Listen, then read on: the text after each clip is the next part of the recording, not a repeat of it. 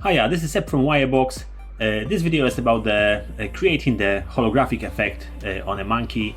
So I'm gonna show you how you can easily do it in Blender with just few simple steps. So let's start with deleting everything from the scene. So A to select everything and then X to delete.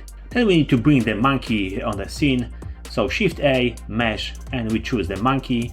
So now let's smooth out the geometry and add some more geometry. So let's add a subdivision surface modifier, click the little wrench to add modifier, and then generate and subdivision surface.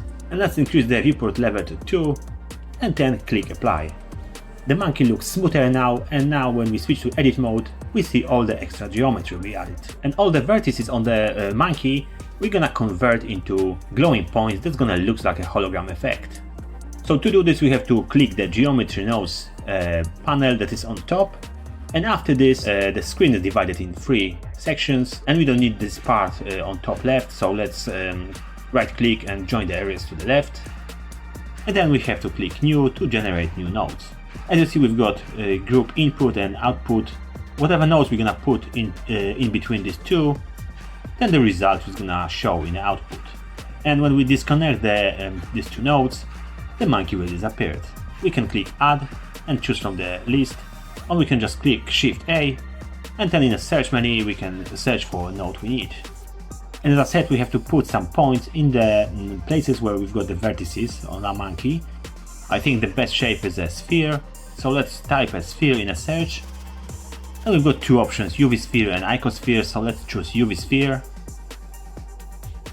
And now when we connect the mesh of the UV sphere into output, you see instead of monkey we've got a sphere.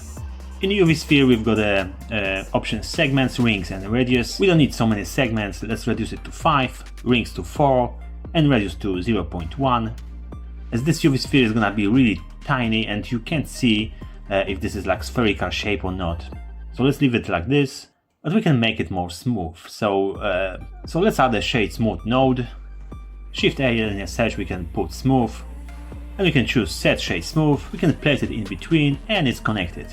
And we can also add some material node to the our UV sphere. So let's put in a search material, and we've got node set material.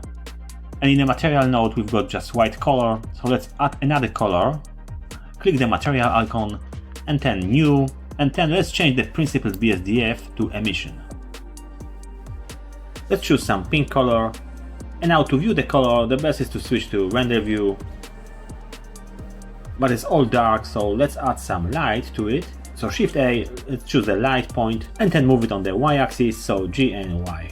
And now the viewport is still not showing the pink because we have to choose the same color in a set material node. So let's click the sphere, let's go to set material and choose the color we added.